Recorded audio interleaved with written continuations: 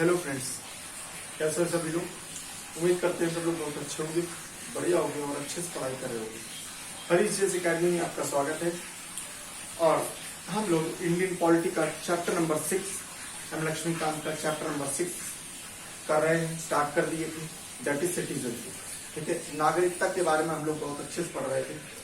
अब हम लोग जो है, हम लोग की एक क्लास हो चुकी थी बेसिकली इसमें नागरिकता में, और हम लोग ने देखा था क्या कि जो नागरिकता है इसका इम्पोर्टेंस क्या है, सिग्निफिकेंस क्या है, और क्या ये जो नागरिकता हम लोग लेते हैं इससे हमको क्या फायदा मिलता है, और जो एलियंस हैं, एलियंस मतलब नॉन रेजिडेंट जो है उनको जो है और हमारे में क्या अंतर है एक सिटीजनशिप का होते हुए। तो हम लोग ने देखा बहुत अच्छे से कि हमारे पास बहुत ऐसे जो एक सिटीजन होता है, जैसे कंट्री जो इंडिया है, इंडिया का अगर सिटीजनशिप आपके पास है तो आपके बहुत सारे आपके पास अधिकार हो जाएंगे। अगर हम फंडामेंटल राइट्स की बात करें तो फंडामेंटल राइट्स नंबर 15, 16, 19, 29 और 30 ये आपको मिलते हैं। इसके अलावा वोटिंग का राइट हो गया, इलेक्शन का राइट हो गया, और ऐसे तमाम जो है राइट्स आपको जो है मिल जाते हैं। वो उसको नहीं मिलते वो जो एलियन है, समझ में, एलियंस को नहीं मिलेंगे। एलियंस में भी मैंने आपको दो बताया था, एक होता है फ्रेंडली एलियन, एक होता है एनिमी एलियन। फ्रेंडली वाले होंगे जिनके जो विदेशी जिनके संबंध हम लोग के साथ में ठीक हैं, वो लोग फ्रेंडली एलियन हो जाएंगे, और वो एलियन जो जिनके संबंध हम लोग के साथ अच्छे नहीं है वो क्या हो जाएंगे, एनिमी एलियन हो जाते हैं। फिर हम लोग ने ऐसे पढ़ते पढ़ते फिर देखा था कि जो सिटीजनशिप है इसको हम लोग कैसे ले सकते हैं। तो फिर हम लोग ने इसमें अभी दो तरीके अभी पढ़ चुके हैं। एक तो हम लोग ने पढ़ा था बाय बर्थ, ठीक है, जन्म से ही आपको जो है सिटीजनशिप मिल जाती है। लेकिन उसमें भी क्या है, बहुत सारी चीजें मैंने आपको पूरा अच्छे से बताया था कि 1950 से पहले, 26 जनवरी 1950 से पहले जो जन्मा है उसको जो है बाय बर्थ मिल जाती थी। और उसके बाद में बहुत सारे डेट्स मैंने आपको बताई थी, वो चीज बहुत ध्यान से पढ़ लेना। अगर आपने नहीं पढ़ा है तो पिछली क्लास जो है एक बार आप कर जरूर लीजिएगा, ठीक है, क्योंकि उसमें ये दोनों ही पॉइंट में जो बर्थ वाला था इसमें भी मैंने आपको बताया था ये डेट्स वाला कि इसमें इसके बाद में इसके बीच में ऐसे होगा, इसके बीच में ऐसे होगा, इसके बीच में ऐसे होगा, ठीक है। तो ये सारी चीजें बाय बर्थ वाली में भी बताया था। और सेकंड नंबर जो पढ़ा था बाय डिसेंट, वंशवाद में जो वंश परंपरा है उसके आधार पर भी जो है आपको नागरिकता दी जा सकती है। समझ में। अब आता है तीसरा नंबर। तीसरा नंबर होता है रजिस्ट्रेशन के द्वारा, ठीक है, एकमात्र रजिस्ट्रेशन के द्वारा जो है आप सिटीजनशिप नागरिकता ले सकते हैं भारत की, ठीक है। लेकिन ऐसे ही नहीं, बहुत सारी चीजें होती है, वो सारी चीजें देखी जाती है, ठीक है। तो देखो सेंट्रल गवर्नमेंट, ठीक है, और हमने बताया कि आपको नागरिकता देने का काम जो है वो कौन करेगा, केवल और केवल संसद करता है, क्योंकि हमारे यहाँ सिंगल सिटीजनशिप का कंसेप्ट है। और सिंगल सिटीजनशिप मतलब क्या है कि आप केवल और केवल भारत के नागरिक हो, ना कि आप किसी स्टेट के। आप स्टेट में कहीं जगह निवास कर सकते हो, लेकिन आपकी नागरिकता जो है वो केवल और केवल भारत की, ठीक है। We are Indian and not UPians and not Assamians, not Bihari, ठीक है। हम लोग किसी राज्य के नागरिक नहीं, बल्कि हम लोग केवल और केवल स्टेट। समझ में आया। चलो आगे समझते हैं। The central government may on an application of the application register as a citizen of India any person if he belongs to any of the following category, ठीक है। कोई भी इंसान को जो है सेंट्रल गवर्नमेंट सिटीजनशिप दे सकती है अगर उसके पास ये फॉलोइंग कंडीशंस ये फुलफिल करता है तो, ठीक है। Condition number 1, a person of Indian origin. Indian origin मतलब जो है जिसके फोर फादर जो है इंडिया से रहे हैं, who is ordinary resident of India for 7 years before making an application of registration। ऐसा बंदा जो कंटिन्यूस 7 सालों तक इंडिया में रह रहा हो, है ना, और उसको जो है अगर एप्लीकेशन देता है रजिस्ट्रेशन के लिए कि साहब हमको इंडियन सिटीजनशिप दी जाए, तो उसको दी जा सकती है। पहला पॉइंट, ठीक है। तो क्या है, कंटिन्यूस 7 साल तक, ठीक है। नंबर 1 पॉइंट है क्या कि कंटिन्यूसली, ठीक है, कंटिन्यूसली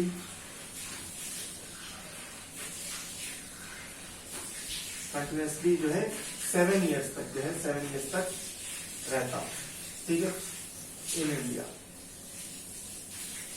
तब भी उसको मिल सकती है। Number two, a person of Indian origin who is ordinary resident in any country or place outside undivided India, ठीक है। अच्छा, ऐसे इंसान को भी इंडियन सिटीजनशिप दी जा सकती है जो अनडिवाइडेड इंडिया था। अनडिवाइडेड इंडिया मतलब जब पार्टीशन नहीं हुआ था इंडिया पाकिस्तान का, उस इंडिया में रहता था, भले वो आज का पाकिस्तान हो, ठीक है, आज का वो पाकिस्तान हो, उसमें रहता हो, मतलब वो रहा हो, या तो फिर जैसे मान लो पुडुचेरी हो गया, ठीक है, पुडुचेरी हो गया, तो पुडुचेरी में क्या है, वो बाद में मिला हमको, ठीक। तो अनडिवाइडेड जो इंडिया था, तो अनडिवाइडेड इंडिया में कभी वो रहता था, ठीक है, लेकिन आज वो जो है चूंकि डिवीजन होने की वजह से वहां चला गया है, उसको भी जो हम लोग दे सकते हैं, ठीक है। Next point number 3, a person who is married to a citizen of India and is ordinary resident in India for 7 years before making an application. अब मान लो तीसरा पॉइंट, ये बड़ा इंपॉर्टेंट पॉइंट, अब कोई बंदा जो है जो बाहर का है, विदेशी है, लेकिन वो आया और 7 साल रहा, 7 साल में जो है अपना लव अफेयर हुआ और उस इंडियन से शादी कर लिया, और शादी करने के बाद में वो यहीं बस गया, और उसके बाद में फिर उन्होंने कहता है क्या कि साहब हमको इंडियन सिटीजनशिप दे दो, तो मिल जाएगी, ठीक है। एग्जाम्पल है सोनिया गांधी, राजीव गांधी वाला, ठीक है, बहुत अच्छा एग्जाम्पल है, ठीक है। नंबर डी, माइनर चिल्ड्रन और a person who are citizen of India. Minor children जो है उनको भी जो है सिटीजनशिप जो है दी जा सकती है अगर उनके पेरेंट्स यहाँ पर हैं। A person of full age and capacity whose parents are residing as citizen of India, ठीक है। एक पर्सन जो है जो पूरी full age and capacity whose parents are registered as citizen of India, ठीक है। तो वो बच्चे, वो पेरेंट्स, जो कोई भी पर्सन जिसके पेरेंट्स जो है यहाँ पर इंडियन सिटीजन है, उसको भी रजिस्ट्रेशन के द्वारा दिया जा सकता है। अब पर्सन, इसका मतलब क्या है, इसका मतलब ये है कि जैसे मान लो कोई व्यक्ति है, वो जॉब करने के लिए वो जॉब करने के लिए या पढ़ाई करने के लिए बाहर चला गया, अब बाहर चला गया तो बाहर वो रह रहा है, पेरेंट्स यहाँ पर रह रहे हैं इंडिया में, लेकिन वो क्या है, अब इंडिया, अब वो वहां से आता है, वो जन्म से ही वहीं रह रहा है, ठीक है, जन्म मान लो उसका वहीं रहा, वहीं हुआ हो, पेरेंट्स यहाँ आ गए लेकिन वो वहीं पर पढ़ रहा है, अब वहां से जब ये आता है, कहता है कि साहब हमको भी रजिस्ट्रेशन के द्वारा हमको सिटीजनशिप चाहिए, तो इसको भी मिल जाएगी, ठीक है। A person of full age और कैपेसिटी हु और either his parents was earlier citizen of independent India and is ordinary resident in India for 12 months immediately before making the application for registration, ठीक है। फिर वही point है, कोई अलग नहीं है, ठीक है। ये सारी चीजें जो है क्या है, आप रजिस्ट्रेशन के द्वारा अगर ये पॉइंट जो है अगर आप दर्शाते हो, ये पॉइंट्स जो है फुलफिल करते हो, कंडीशंस को फुलफिल करते हो, तो आपको जो है citizenship of the country India मिल जाएगी, ठीक है। ये होता है तुम्हारा तीसरा वे जिससे आपको सिटीजनशिप मिल सकती है। अब है चौथा वे, बाय नेचुरलाइजेशन। नेचुरलाइजेशन मतलब प्राकृतिक रूप से जो भी आपको सिटीजनशिप दी जा सकती है। क्या है, the central government on an application grant a certificate of naturalisation to any person, कोई भी व्यक्ति, ठीक है, सर्टिफिकेट ऑफ जो है नेचुरलाइजेशन का जो है सरकार दे सकती है, भारत सरकार, if he possesses the following condition, ठीक है। कुछ कंडीशंस हैं, वो कंडीशन अगर फुलफिल करता है तो बाय नेचुरलाइजेशन प्राकृतिक रूप से जो है उसको सिटीजनशिप दिया जा सकता है। Number 1, that he is not subject or citizen of any country where the citizen of India are prevented from becoming the subject or citizen of that country by naturalisation. ये बड़ा पॉइंट अच्छा है।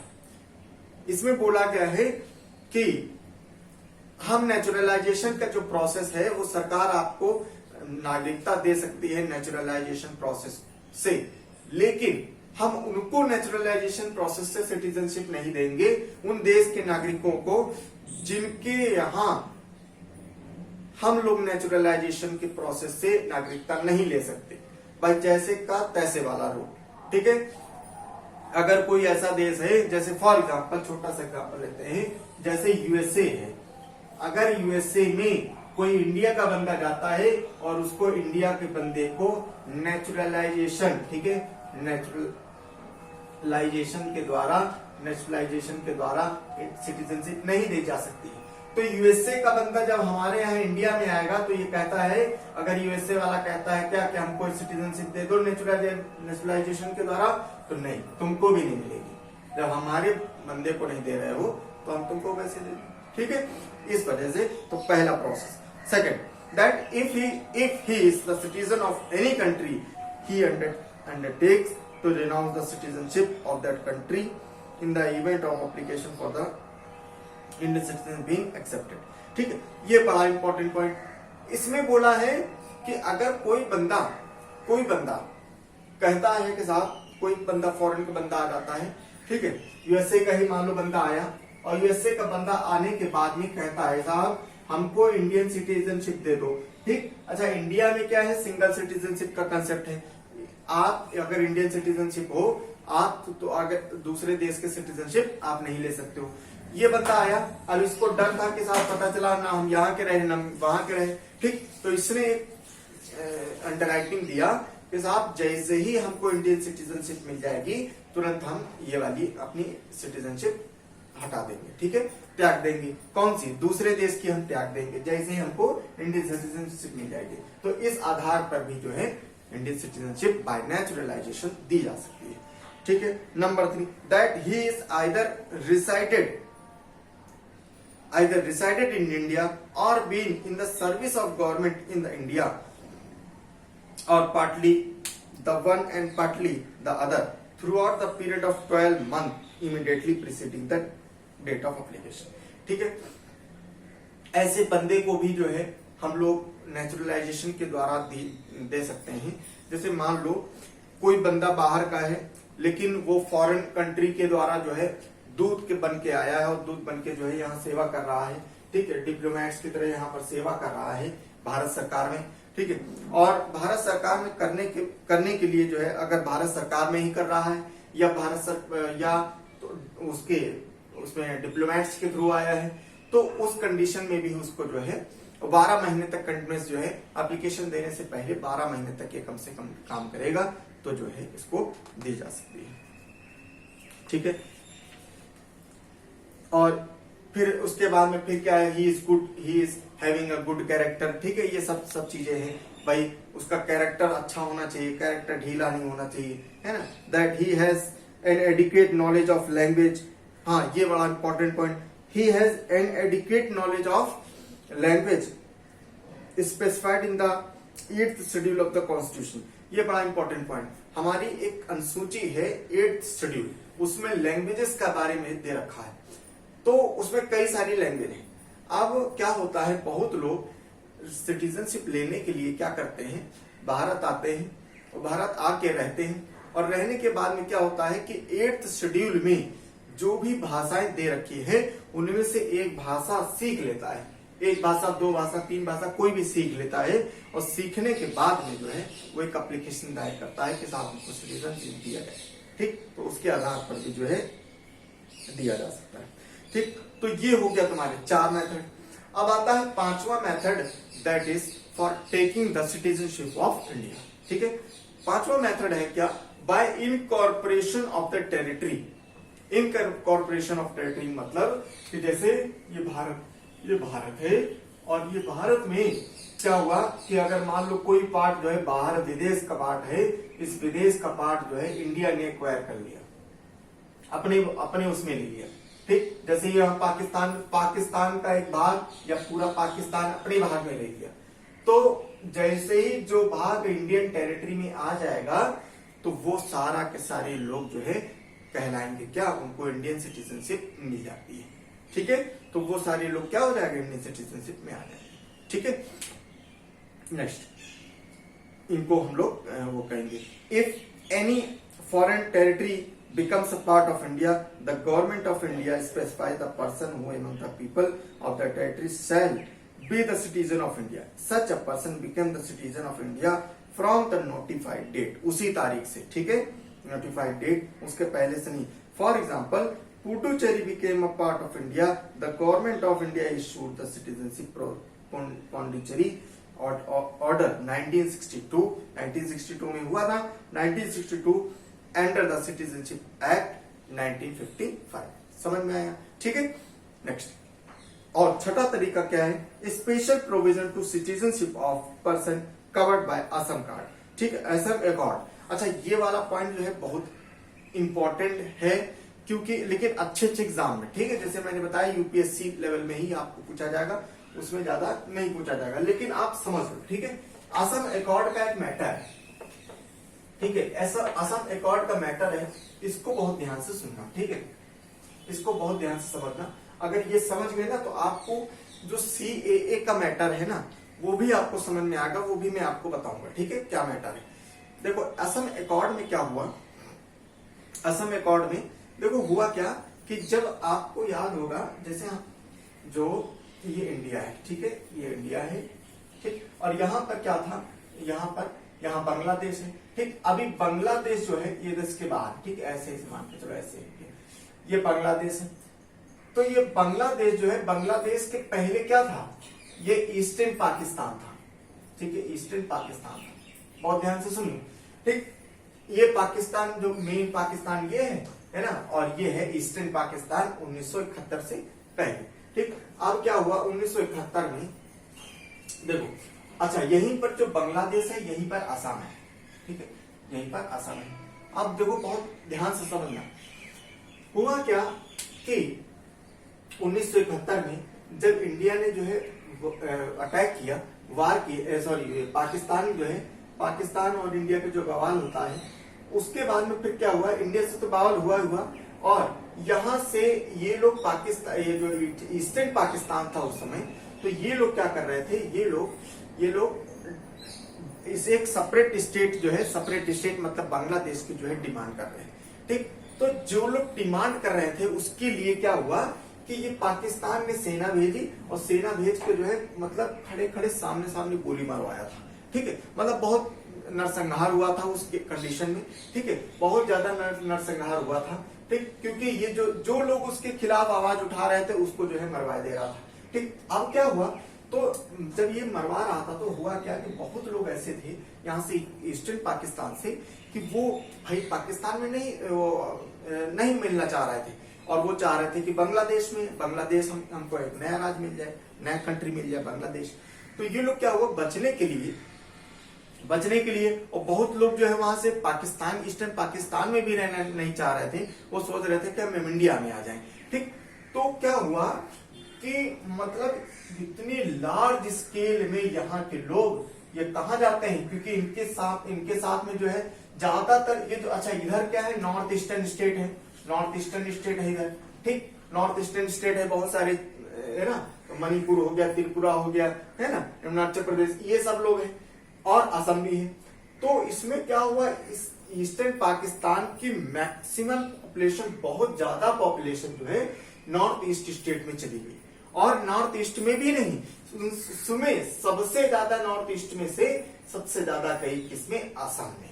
ठीक है, असम में गई। ठीक, और असम की इतनी ज्यादा गई कि असम की जो जनसंख्या थी, असम की जनसंख्या के लगभग बराबर आने लगी।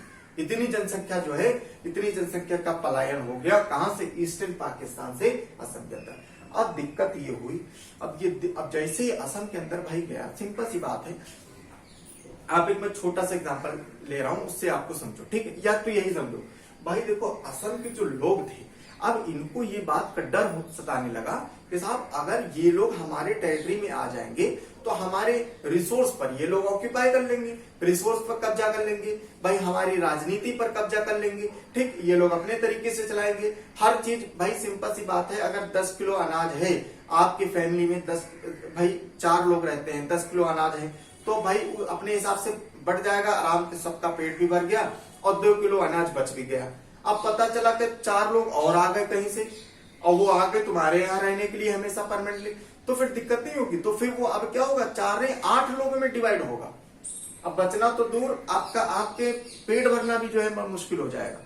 बिल्कुल उसी प्रकार से क्या हुआ, यहाँ पर इन लोगों को जो है बहुत डर सताया कि साहब अगर जो है ऐसे ही रहा तो फिर बहुत दिक्कत हो जाएगी। तो इन्होंने जो है आंदोलन स्टार्ट कर दिया कि साहब भाई हमको जो है हमको ये सारी चीजें एक्सेप्टेबल नहीं है कि बांग्लादेश लोग जो है हमारे यहाँ आए, और ये ऐसा लोग अगर आएंगे तो ये लोग जो है फिर अधिकार जमाएंगे, और अगर ये लोग अधिकार जमाए, नागरिकता ले लिए, नागरिकता लेने के बाद में तो बहुत ही दिक्कत हो जाएगी, क्योंकि वोटिंग राइट में भी जो है ये लोग अपना इस्तेमाल करेंगे। भाई जब अधिकार मिल जाएगा, नागरिकता मिल जाएगी, तो भाई अपना बंदा ये वोट करेंगे, अपने बंदा ही इनका खड़ा होगा, अपने ही बंदे को ये लोग वोट करेंगे। तो वोट करने तो क्या होगा, हमारे आसाम की जो है कंडीशन बहुत ज्यादा बेकार हो जाएगी, हमारी लोगों की तो कोई सुनेगा ही नहीं, समझ में। तो ये सारी प्रोसेस जो है हुआ असम अकॉर्ड में। तो अब देखो क्या हुआ, इसी के लिए फिर सरकार ने क्या किया। और अच्छा दूसरी बात क्या है कि ये लोग जो आ गए असम में, ये लोग जब असम में आए, ठीक है, असम आने के बाद असम आने के बाद में आ तो गए, लेकिन ये लोग जाने का नाम ही ले रहे हैं, ठीक, जाने का नाम ही बिल्कुल बच्चे की तरह जो है आ गए, क्योंकि उधर मैटर हो रहा था, बवाल हो रहा था, पाकिस्तान दबाव बना रहा था, ठीक। तो आ तो गए, और फिर इंडिया जो है क्या है, इंडिया इतना ज्यादा लिबरल है, जो आया उसको अपने अंदर समा लिया, किसी को कोई भेदभाव नहीं। अब ये लोग आ गए, जाना नहीं चाह रहे हैं, तो भाई इंडिया ने उदारता दिखाते हुए कहा कि ठीक है, तुमको असम वालों को जो दिक्कत थी, ठीक है, उनको जो है उनको सोल्यूशन देने के लिए क्या बोला, देखो बहुत ध्यान से सुनिएगा, ठीक है। असम अकॉर्ड वाला, the citizenship act 1955 added the following special provisions to citizenship of the person covered by Assam accord which related to foreign issue, ठीक है। तो क्या स्पेशल उसमें एक अमेंडमेंट किया, किसमें, सिटीजनशिप एक्ट 1955 में, और बोला क्या कि उन लोगों के लिए स्पेशल प्रोविजन है जो लोग वहां से आए हैं, ठीक है। और असम क्या, all the person Indian origin who came to Assam before January 1966, ठीक, 1966 जो है का ये मैटर है, ठीक है, 1971 नहीं, 1966, ठीक। क्या बोला है कि all person of Indian origin who came to Assam before 1 January 1966 from Bangladesh and who have been ordinary resident in Assam since the date of their entry in Assam shall be deemed to the citizen of India from the 1 January 1966। मतलब बोला कि 1 January 1966 में जो व्यक्ति आ गया है असम के अंदर, ठीक है, तो वो उस तारीख से जो है सब सिटीजनशिप उनको दे दी जाती है, और वो सिटीजन जो है इंडिया के हो जाएंगे, समझ में है, ठीक। दूसरी बात कही गई, every person of Indian origin who came to Assam on और आफ्टर जनवरी 1 1966, ठीक है, उसके जो बाद आया है, बट बिफोर मार्च 1971, ठीक है, वो जो बांग्लादेश वाला मैटर हो गया उसके पहले, मतलब 66 से लेके और 25 मार्च 1966 से लेके भाई 1 जनवरी 1971 सॉरी 66 जो है 66 तक जो है जो भी व्यक्ति आ गया है वो क्या हो जाएगा, इंडियन सिटीजनशिप मिल जाएगी, ठीक है, इंडियन सिटीजनशिप मिल जाएगी। लेकिन इसके बाद अगर आया है, लेकिन 25 मार्च 1971 तक आया है, ठीक है, 25 मार्च 1971 तक आया है, from Bangladesh and who has been ordinary residing in Assam since the date of its entry into the Assam and who has been detected as a foreign shall register himself such a registered person shall be deemed to be citizen of India for the person as from the date of this period of 10 years from the declaration। अच्छा, ये part बड़ा important कहा इन्होंने, कहा जिस बात के डर था असम वालों को, ठीक है, वही चीज रिजॉल्व कर दिया इशू, ठीक। भाई असम वाले क्या कह रहे थे, असम वाले कह रहे थे कि साहब अगर इनको इंडियन सिटीजनशिप अगर आपने दे दिया तो होगा क्या कि ये लोग हमारे यहाँ असेंबली में इलेक्शन लड़ेंगे, ठीक, राज्य लेवल पर इलेक्शन लड़ेंगे, और इनका ही बंदा खड़ा होगा, इनके ही बंदे भाई अपने ही बंदे को वोट करेंगे, तो क्या होगा, हमारे साथ में गद्दारी हो जाएगी। इन्होंने क्या बोला, सेकंड पॉइंट बोला कि ठीक है कोई बात नहीं, 66 तक जो बंदा आ गया उसको सिटीजनशिप दे दिया, ठीक, लेकिन अगर 66 के बाद में अगर कोई आया है और 25/3/1971 तक आया है ठीक है, तो अब इस कंडीशन में क्या करना पड़ेगा, उस बंदे को रजिस्टर करना पड़ेगा। क्या करना पड़ेगा, रजिस्टर करना पड़ेगा। पहले सबसे पहली बात रजिस्टर करना पड़ेगा, और रजिस्टर करने के बाद में फिर उसको सिटीजनशिप दी जाएगी। ठीक, सिटीजनशिप उसको दी जाएगी। ठीक है, रजिस्टर करने के बाद उसको दे दी जाएगी, लेकिन उसको सारे राइट्स तो मिलेंगे, लेकिन वोटिंग का राइट, इलेक्शन और वोटिंग का राइट जो है इसको नहीं मिलेगा। कब तक नहीं मिलेगा, 10 साल तक, 10 इयर्स तक जो है वो कोई वोट मतलब इलेक्शन जो है नहीं लड़ सकता। समझ में, 10 साल तक। क्यों 10 साल तक जब नहीं मिलेगा तो 10 साल क्या हो जाएगा, आपस में एक दूसरे से घुल मिल जाएंगे, और घुल मिल जाएंगे फिर उसके बाद में कोई दिक्कत नहीं, और फिर वो पक्का सिटीजनशिप जो है अपना करेगा। ठीक है, फिर कोई भी प्रकार का भेदभाव नहीं होगा। समझे, तो ये वाला बात जो है असम कोर्ट का मैटर है। ठीक है, और आपको हम इसको CAA जो मैटर है उससे अगर हम रिलेट करें तो देखो असम में ऐसी घटना हो चुकी, भाई वही कहते हैं ना, एक बार जो जल जाता है तो वो दूध फूक फूक के ही पीता है। ठीक है, तो वो असम में चूंकि ऐसी घटना हो चुकी है, तो इसी वजह से जब ये CAA का मैटर जो चल रहा था, तो CAA मैटर में सब जगह जो है ज्यादातर जो है जो प्रोटेस्ट हुआ, तो उस प्रोटेस्ट में दिल्ली में हुआ, बहुत जगह हुआ, तो उस आधार पर जो है उसके CAA के प्रोटेस्ट में असम का बहुत सबसे ज्यादा प्रोटेस्ट हुआ था। ठीक है, जो CAA का प्रोटेस्ट, इवन जब भाई प्रोटेस्ट स्टार्ट हुआ, उसके बाद में फिर ये कोविड आ गया। कोविड में भी ये समझ लो इनका प्रोटेस्ट चल रहा था इतना जबरदस्त, क्योंकि भैया एक बार ये जले बैठे हैं, ठीक, इनको मालूम है क्या कॉन्सिक्वेंसेस हो सकते हैं, इस वजह से ये लोग बहुत प्रोटेस्ट कर रहे थे। ठीक है, तो ये तुम्हारा असम का कोर्ट का मैटर है। अब आते हैं कि हम लोग ने देखा कि भाई सिटीजनशिप कैसे कैसे ले सकते हैं, वो हम लोग ने सब देखा। अब हम लोग देखते हैं कि सिटीजनशिप लॉस कैसे हो सकती है, आपकी नागरिकता जा कैसे सकती है, वो हम लोग देखते हैं। ठीक है, नंबर 1 बाय रिनंसिएशन। रिनंसिएशन माने होता है कि आप स्वेच्छा से आप त्याग कि साहब हम जो है अब हम किसी और देश की नागरिकता लेने जा रहे हैं, और हम इंडिया की नागरिकता नहीं रखे हैं क्योंकि हमको कहीं और अच्छा लग रहा है, हम इस वजह से वहां रहना जा रहे हैं। ठीक, तो any citizen of India of full age and capacity can make the declaration renunciating the Indian citizenship upon the registration of that declaration that the person ceases to be citizen of India. However, if such a declaration is made during the war in which India is engaged, is registered shall be withheld in the central government. Further, when the person is renounces the Indian citizenship, every minor child of the person also loses. कोई दिक्कत वाली बात नहीं, जो मैंने आपको बताया कि कोई भी बंदा जो है एक सिंपल रजिस्ट्रेशन सिंपल जो है एप्लीकेशन के द्वारा जो है कह सकता है कि साहब हम अपनी अब जो है इंडियन सिटीजनशिप को कंटिन्यू नहीं करना चाह रहे हैं, हम किसी और देश की नागरिकता लेना चाह रहे हैं, और अपना ले लेते हैं। लेकिन एक बात है कि अगर जो बंदा अगर लेता है, कोई बंदा अगर अपनी नागरिकता जो है त्यागता है, तो उसके साथ साथ उसके जो माइनर बच्चे हैं, माइनर बच्चों की भी नागरिकता चली जाएगी। समझ में आया? पहला पॉइंट इस तरीके से जा सकती है। दूसरा पॉइंट है by termination.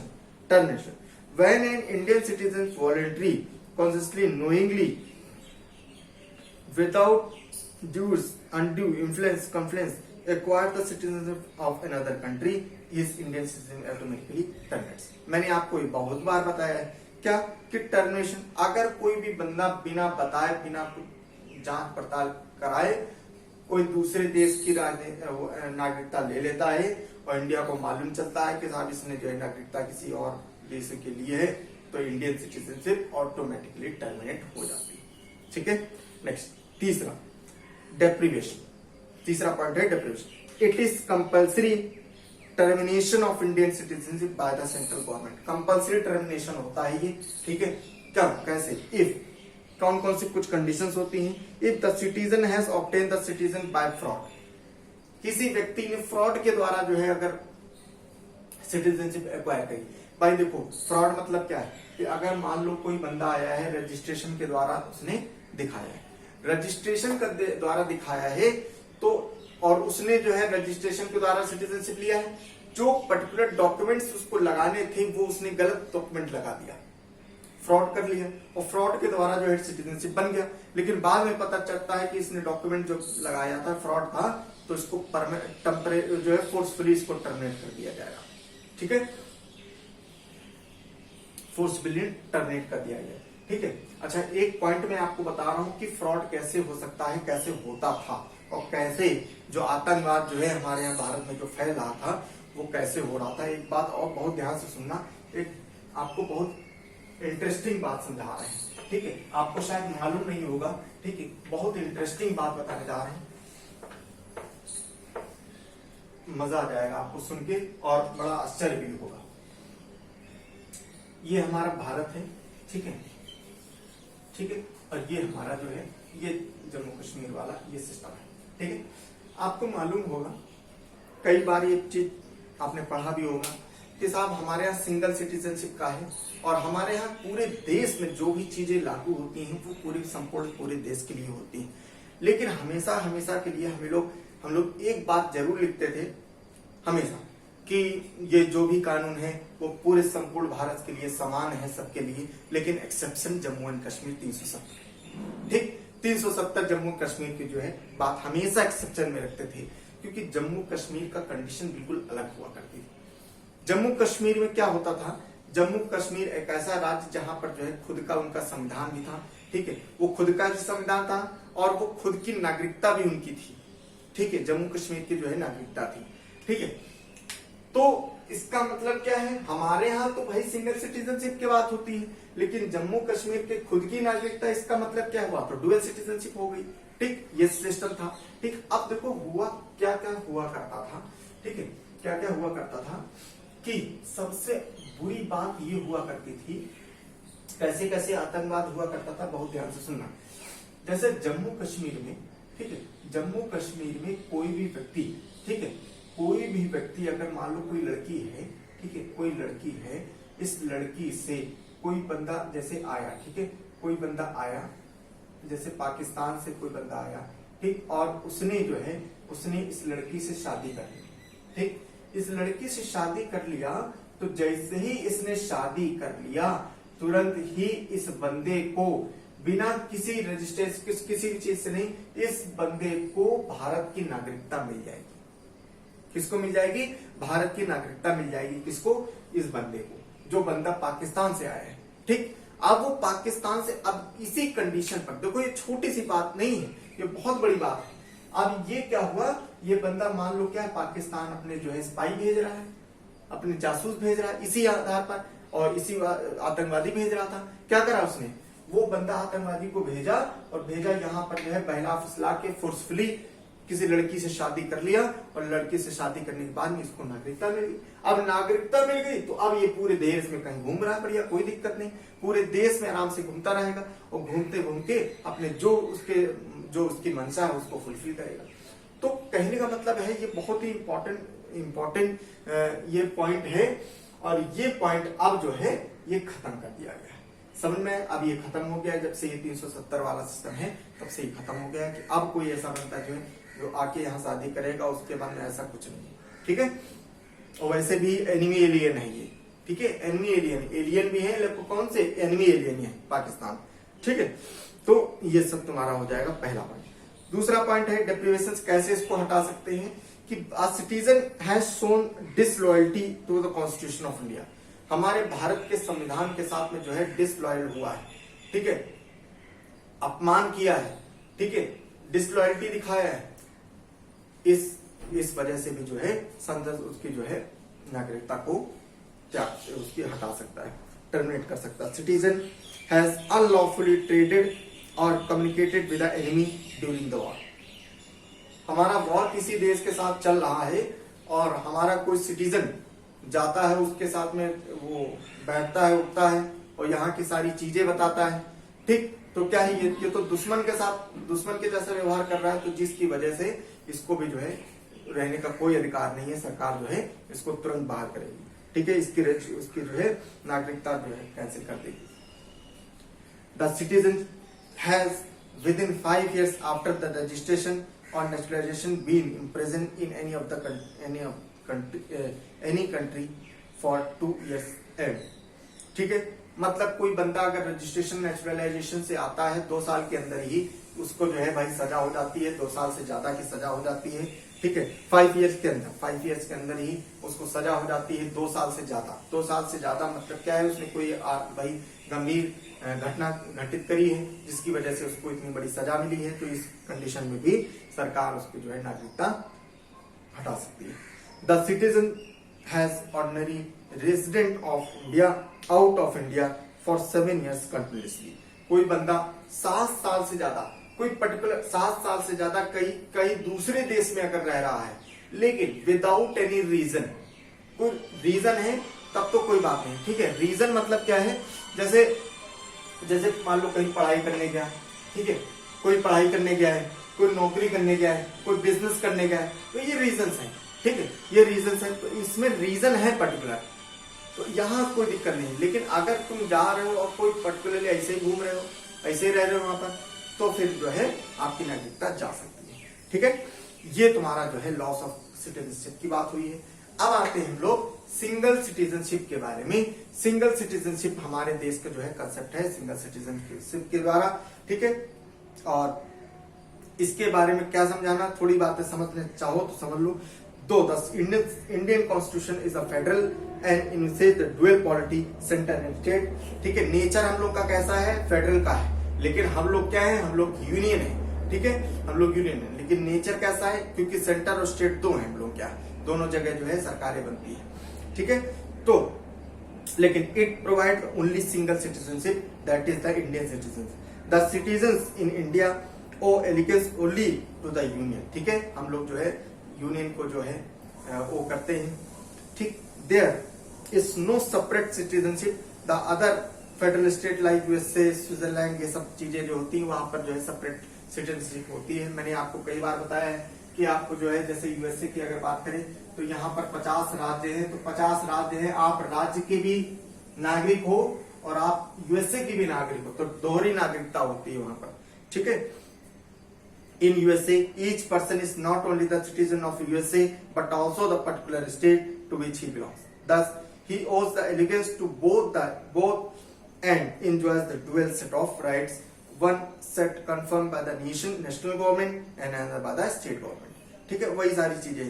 This system creates a problem of discrimination, that is the state may discriminate in favor of its citizen in the matter of right of vote, ये पब्लिक अफेयर्स, ये सब सिस्टम हो सकता है। भाई देखो, अगर आप देखो दोनों का मैं कंपेयर कर रहा हूं, जैसे ये 50 राज्य हैं इनके, अब क्या हुआ, 50 राज्य है, 50 राज्य क्या है, सिंगल सिटीजनशिप दे रहे हैं, अपनी अपनी सिटीजनशिप दे रहे हैं, और यूनाइटेड स्टेट ऑफ अमेरिका उसकी भी सिटीजनशिप है। ठीक, इसका मतलब क्या है कि भाई ये भी सिटीजनशिप दे रहे हैं और पूरा संपूर्ण स्टेट भी, कंट्री भी दे रही है। इसका मतलब क्या, सिंगल ये अपने अपने सिटीजनशिप दे रहे हैं, तो क्या हो सकता है कि राज्य अपने आप में एक दूसरे से डिस्क्रिमिनेट हो सकते हैं। ये राज्य कानून बना सकता है क्या, ये राज्य अपने कानून बना सकता है कि साहब ये वाला बंदा जो है, इसके यहाँ अगर कोई पब्लिक एम्प्लॉयमेंट निकलता है तो ये बंदे, इस वाले स्टेट के बंदे इसमें नहीं भर सकते, या ये वाला राज्य बना सकता है कि हमारे वाले स्टेट में जो है सिर्फ यही 2 भर सकते हैं। मान लो इन दोनों राज्य से इनके संबंध अच्छे थे, तो इस राज्य में वैकेंसी निकली कोई, और इसने कहा कि हमारे जो है राज्य में जो वैकेंसी निकली है वो केवल खाली ये वाला स्टेट और ये वाला स्टेट खाली भर सकता है और बाकी नहीं भर सकते, तो वो कुछ भी कर सकता है। लेकिन हमारे यहाँ ऐसा नहीं। हमारे यहाँ जैसे चाहे यूपी हो, चाहे बिहार हो, चाहे असम हो, चाहे उत्तराखंड हो, चाहे पंजाब हो, ठीक, तो सब में क्या है, सब में कोई ऐसा हमारे यहाँ डुअल सिटीजनशिप नहीं है। ठीक है, हमारे केवल रही बात वैकेंसी की, वैकेंसी में भी क्या है, हमारे यहाँ मैक्सिमम टू मैक्सिमम 85% ही आप अपने स्टेट तक भर सकते हो, 15% आपको आउटसाइड तक स्टेट आपको देना ही पड़ेगा। समझ में आया, ये नियम है। 15% आपको वैकेंसी आउटसाइड द स्टेट, मतलब जैसे यूपी की है तो आपको बिहार के, दिल्ली के, बहुत सारे, मतलब कोई भी आ सकता है, वो नौकरी पा सकता है। ठीक है, in India all citizen respective of the state in which they are born reside enjoy the same political and civil right of the citizen of the country. ठीक, क्योंकि हमारे यहाँ क्या सिंगल सिटीजनशिप है, आप कहीं भी जन्मे हो, आप यूपी के किसी गांव में जन्मे हो, लेकिन आप जाओ बढ़िया आराम से दिल्ली में रहो जाके। ठीक, आप दिल्ली में जन्मे हो, आप जाओ उत्तराखंड में रहो जाके, आप बिहार में रहो जाके, ठीक है, आप उत्तराखंड में, आप पंजाब में रहो, कहीं भी रह सकते हो, क्योंकि हमारे यहाँ सिंगल सिटीजन, कोई मना नहीं कर सकता आपको रहने के लिए। ठीक है, तो कोई प्रकार का जो है राज्यों में जो है किसी प्रकार का भेदभाव नहीं है। ठीक है, द कॉन्स्टिट्यूएंट अंडर एक्ट और जानते हो और क्या है, और इसके अलावा however this general rule is absence of discrimination in the subject of exception. जो हम लोग मैंने बताया था कि जो सिटीजनशिप है, जो इंडियन सिटीजन है, उसको क्या है, उसको बहुत सारी राइट्स मिलती हैं, जैसे आर्टिकल 15, 16 है ना, 29, 19, 30 ये सब मिलती हैं। तो ये भी जो है इनके बीच में चूंकि सिंगल सिटीजनशिप है, इस वजह से कोई भी प्रकार का भेदभाव नहीं होता है। समझ में आए? ठीक है, चाहे आर्टिकल 15 हो, चाहे आर्टिकल 19 हो, ठीक है, ये सारी चीजें। Till 2019 the legislature of the erstwhile state Jammu Kashmir was empowered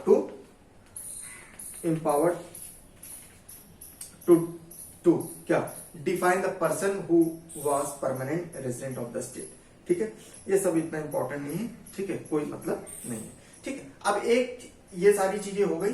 अब एक इंपॉर्टेंट चीजें और आती है, उसमें बिल्कुल कंफ्यूज मत होना। ठीक है, इस वजह से मैं बता देता हूं, हालांकि इंपॉर्टेंट उतना नहीं है। ठीक है, इंपॉर्टेंट उतना नहीं है, और लेकिन अब चूंकि दे रखा है इस वजह से मैं तो आपको बता देता हूं। ठीक है, ओसीआई के बारे में। ठीक है, OCI overseas citizen of India. ठीक है, ओवरसीज सिटीजन ऑफ इंडिया। ठीक है, जिसको ओसीआई आम भाषा में बोलते हैं। ठीक है, ओसीआई। ठीक है, अब ये ओसीआई क्या है भाई? ठीक, ओसीआई कुछ और नहीं है, बहुत बस छोटा सा 2 बातें समझ लो, और कुछ नहीं है ओसीआई में। ठीक है, ओसीआई क्या है? सितंबर 2000 ठीक है, the government of India ministry of external affairs had set up the high level committee on Indian diaspora under the chairmanship of LM Singhvi. ठीक है, देखो सिंपल सी बात है, ये सब पढ़ने की जरूरत नहीं, मैं आपको एक बात बता रहा हूं। देखो होता क्या है कि हमारे देश के नागरिक जो इंडियन सिटीजन के नागरिक हैं, तो होता क्या है कि कई ऐसे नागरिक होते हैं वो जाके दूसरे देश में बस गए। ठीक, दूसरे देश में बस के उनकी सिटीजनशिप ले लिया है। इसका मतलब क्या है कि हमारी सिटीजनशिप नहीं रह गई, उनकी इंडियन सिटीजनशिप लैप्स हो गई, खत्म हो गई, लेकिन वो बहुत अच्छे पद पर वहां पर काम कर रहे हैं और इंडिया का नाम रोशन कर रहे हैं। भाई सिंपल सी बात है, अगर इंडिया से जाएंगे और इंडिया के लिए काम वहां कर रहे हैं, लेकिन क्या है कि इंडिया का नाम कितना हो रहा है, क्योंकि बहुत बड़े बड़े पद पर जो है, चाहे वो किसी प्राइवेट संस्था हो, चाहे माइक्रोसॉफ्ट हो, ठीक है, चाहे वो तुम्हारी बड़ी बड़ी संस्थाएं हो, ठीक है, चाहे वो गूगल हो। ठीक, तो मतलब कहने का मतलब है कि बहुत अच्छे पद पर हमारे यहाँ के डॉक्टर्स, हमारे यहाँ के मैनेजर्स वहां पर फॉरेन में काम कर रहे हैं। तो क्या हो रहा है, तो ये लोग भले ही वहां के सिटीजनशिप ले लिए हैं, लेकिन क्या है, इनका दिल है हिंदुस्तानी। ठीक, तो अब होता क्या है, चूंकि इंडियन सिटीजनशिप इनके पास नहीं है और ना ही वो आएंगे कभी लेंगे। ठीक, लेकिन हम लोग ऐसा ऑनर के तौर पर इनको हम सिटीजनशिप तो नहीं देते हैं। ठीक है, लेकिन इनको जो है हम लोग कुछ सर्टेन राइट्स दे दिया करते हैं। ठीक है, हम लोग कुछ राइट्स देते हैं, तो वो आके कभी अगर आना चाहे तो वो हमारे यहाँ आ सकते हैं। क्या राइट्स दे सकते हैं कि इनको क्या करते हैं हम लोग, एक 1 time visa for multiple visit. ठीक, 1 टाइम वीजा फॉर मल्टीपल, मतलब अगर एक टाइम ये वीजा बनवाते हैं, ठीक है, तो ये चाहे जितने बार चाहे उतनी बार इंडिया में आ सकते हैं। ठीक है, तो ये इनके हम लोग इनको ऑप्शन दे देते हैं। ठीक है, ताकि जो है चूंकि हम लोग का नाम रोशन कर रहे हैं वहां पर, इस वजह से आराम से आ सकते हैं। ठीक है, ये हो गया, यही सारी चीजें ये तुम्हारा ओसीआई है। और कुछ इसके अलावा नहीं है। अच्छा, अब देखो ओसीआई की अगर हम बात कर रहे हैं तो एक कंसेप्ट आता है एनआरआई का। ठीक है, एनआरआई क्या होता है? ठीक, अब देखो ओसीआई एनआरआई में क्या है, ओसीआई जो है क्या है, इसके पास सिटीजनशिप जो है नहीं होती है। अगर हम इंडियन सिटीजनशिप की बात करें, ठीक है, सिटीजनशिप की बात करें तो इसके पास नहीं होती, लेकिन एनआरआई के पास होती है। ठीक है, एनआरआई के पास में सिटीजनशिप होती है। ठीक, और दूसरी बात क्या है, इसको वीजा की जरूरत है, इसको वीजा की भाई जरूरत नहीं, भाई सिटीजनशिप है ये तो। ठीक, इसके पास सिटीजनशिप। ठीक, तो ये सारी चीजें होती हैं। ठीक है, और इसके अलावा जो है बाकी जो है हमारी समस्या चैप्टर पूरा कंप्लीट हो चुका है। ठीक है, अब हमारा चैप्टर कुछ भी बचा नहीं है। ठीक है, तो ये हमारा जो है नागरिकता का चैप्टर, सिटीजनशिप का चैप्टर कंप्लीट होता है। उम्मीद करता हूं सबको बहुत अच्छे समझ में आया होगा। मैंने एक एक पॉइंट बहुत अच्छे समझाया है ताकि आप कुछ भी ओमिट नहीं किया है। ठीक है, तो सब लोग समझ में आया है तो लाइक करना, जो लोग सब्सक्राइब नहीं किए सब्सक्राइब कर देना और शेयर करना। ठीक है, थैंक यू सो मच।